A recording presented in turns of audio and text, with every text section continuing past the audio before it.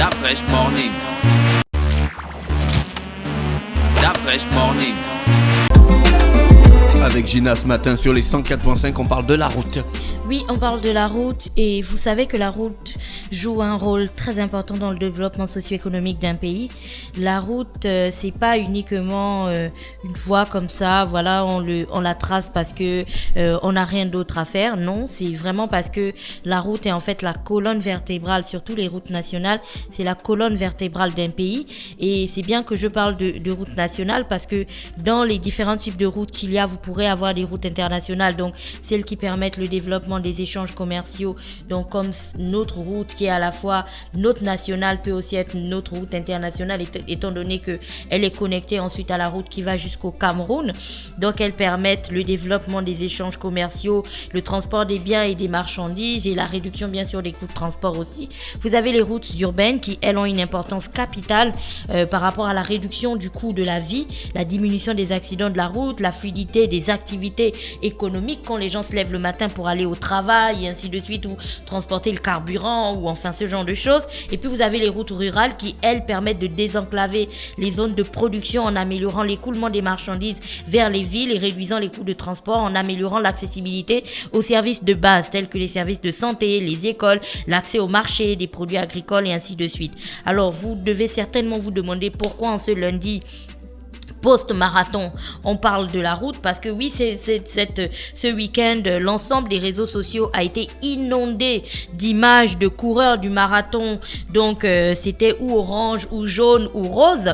Mais, on n'oubliera pas aussi que ce week-end, on a pu voir des images effrayantes de ce qui se passe sur la nationale où des canters sont littéralement retournés en fait, où des camions tombent les uns sur les autres parce que la route est dans un état piteux. Et donc, comme je vous le disais aujourd'hui, la route, ce n'est pas juste quelque chose que l'on fait comme ça parce que bon, voilà, on a envie, on s'ennuie et puis on se dit qu'on va tracer une petite voie. C'est véritablement la colonne vertébrale d'un pays, pire encore comme un pays comme le nôtre. Je ne sais pas si vous vous êtes déjà posé la question, mais est-ce que vous vous êtes déjà demandé à un moment donné d'où vient le gaz?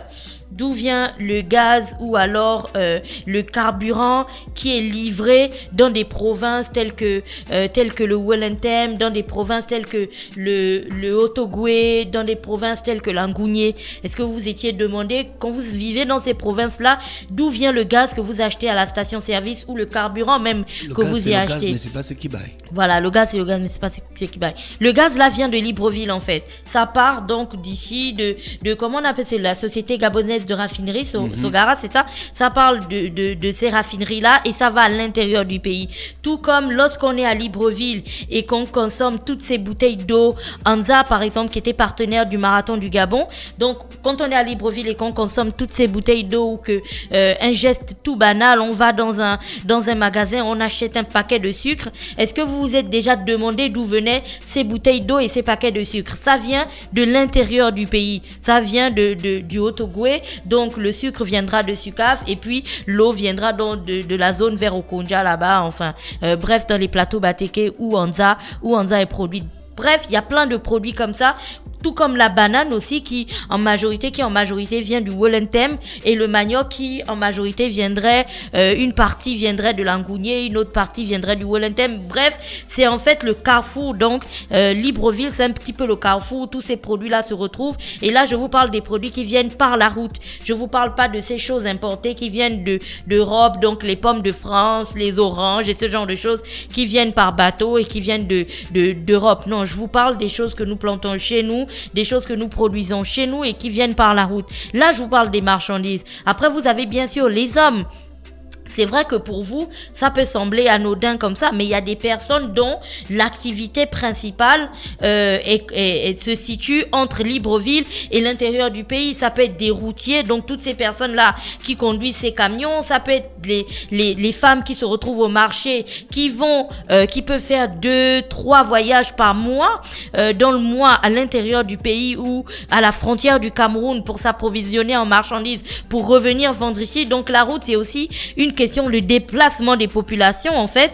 Et on le sait très bien. À côté de ça, vous avez aussi toutes ces entreprises qui mettent à disposition des bus de transport. Bon, là, c'est maintenant pour le plaisir des voyageurs. Bon, je dois aller rendre visite à ma tante, je dois faire X, je dois faire Y, et je vous passe encore tous ces Gabonais qui, lorsqu'un parent est décédé, ont l'obligation d'aller enterrer leurs parents donc à l'intérieur du pays et qui utilisent la route pour emmener le cercueil. Donc aujourd'hui, lorsqu'on regarde l'état de la route nationale, donc entre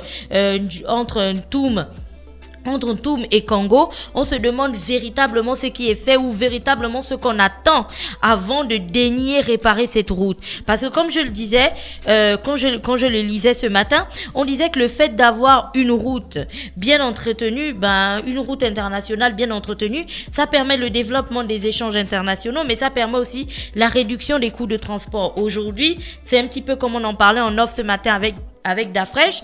Vous savez qu'on a traversé une période où on était en pénurie de cigarettes. Donc pour les fumeurs, c'était en fait une période noire. Et qu'est-ce que ça a entraîné, cette pénurie de cigarettes? Ça a entraîné l'augmentation du prix de la cigarette. Bon, les fumeurs qui avaient un peu plus d'argent, ils achetaient toujours de la cigarette. Ceux qui en avaient moins, ils étaient obligés de se serrer la ceinture. C'est la même chose que pour la route aujourd'hui.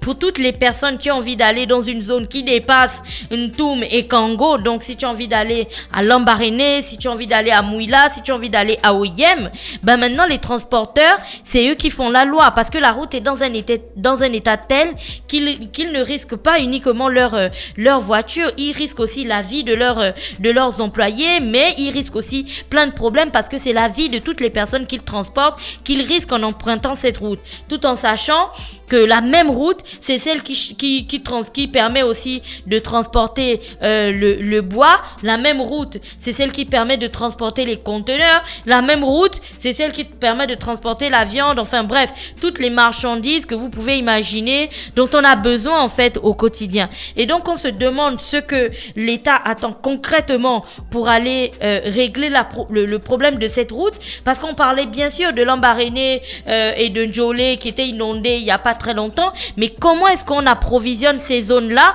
si même la route qui mène à ces villes dont je venais de parler est pratiquement inaccessible. On se souvient aussi de toutes ces photos, toutes ces vidéos que des Gabonais avaient postées sur les réseaux sociaux, où parfois ils sont obligés de passer 1 à 2 journées sur place parce que la route est telle qu'il y a un canter qui est tombé et puis voilà, on ne peut plus circuler, ainsi de suite. Il y a un fonds dans ce pays qu'on appelait le fonds d'entretien routier.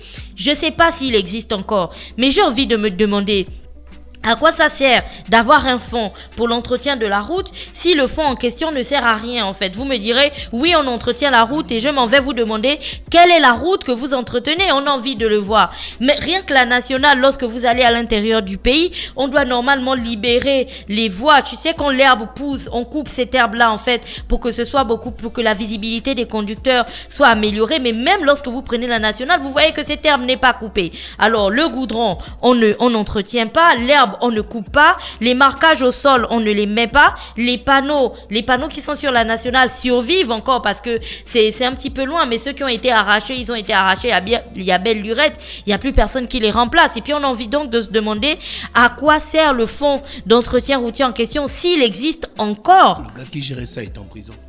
Oui, mais là n'est pas la question. Donc le gars qui gérait le fonds, qui a volé l'argent, qui est parti en prison, du coup il a laissé un vide qui fait en sorte que maintenant le pays doit arrêter de fonctionner le temps qu'on retrouve encore. Non, tu vois que là ça nous coûte plus cher.